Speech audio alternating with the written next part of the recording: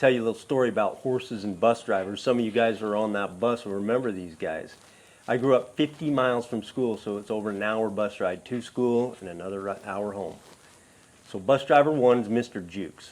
Mr. Jukes is always cranky, it seemed like. He didn't have a lot to say.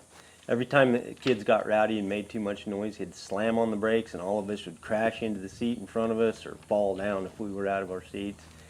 And it was a problem for some of the kids who were sleeping. He'd be slammed into their seats in front of them, and sometimes kids hit their heads and got hurt. After he slammed on the brakes and everybody fell, he'd yell and shout that everybody needed to shut up and sit down, and we'd all slink down into our seats and sort of hide and not say much. But eventually, we'd start talking again, and eventually would get louder and rowdier, and then he'd repeat the process. I don't remember him ever saying much or asking the kids to be quiet. He'd just slam on the brakes and start yelling. The result, every time he slammed on the brakes and yelled at us, he got his desired result.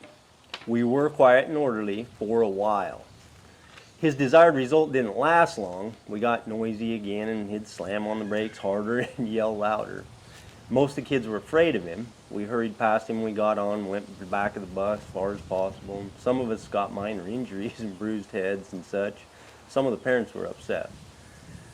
Bus driver two is Mr. Poloni. All right, Mr. Poloni's bus was a free-for-all. We had a blast. We did whatever we wanted and act like we never could at home. Mr. Poloni was constantly begging us to behave.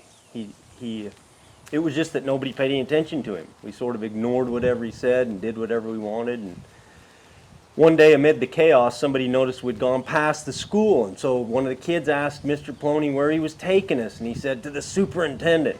And so he wheeled into this bus depot and shut off the bus, and he got out and shut the door, and we all waited there, I think fearing for our lives, what seemed like forever. And finally this superintendent finally came up into the bus, and he was dressed like a suit, and I remember thinking, we're all going to jail. You know, he walked up and down the aisle and glared at us and talked about we all needed to listen up and mind Mr. Poloni, and if we didn't, we'd be thrown off the bus and our parents would have to get us to school.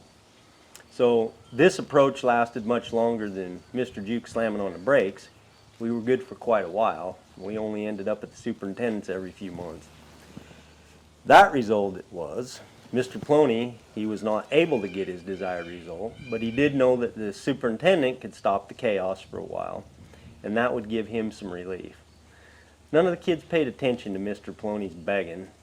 We just ignored him, but we listened when the superintendent spoke. So now comes Mr. Wells, bus driver number 3. He wore a straw cowboy hat. He smiled a lot. He talked to us when we got on the bus, and sometimes he told stories, and sometimes he had the AM radio playing music. Kids misbehaved and got out of their seats, and when somebody was out of line, he'd ask them to come to the front of the bus and talk to him. And usually the kids would then go back to their seat and do what he asked. Well, it wasn't perfect with Mr. Wells by any means, but it was more peaceful. The result with Mr. Wells was the kids on the bus were mostly well behaved and happy. And the kids and their parents liked Mr. Wells. Now I think we all got our desired results.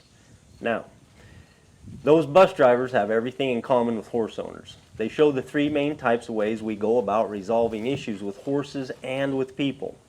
1's too aggressive, 2's too passive, and 3rd is just a firm resolve to reach an outcome that will benefit both sides.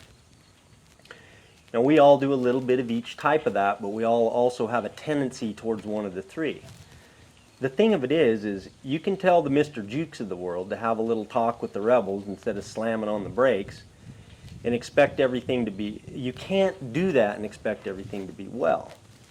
The technique or skill is part of the solution, but there's still something stirring around in Mr. Jukes' head that needs to be resolved before he can do the new technique and have it be effective.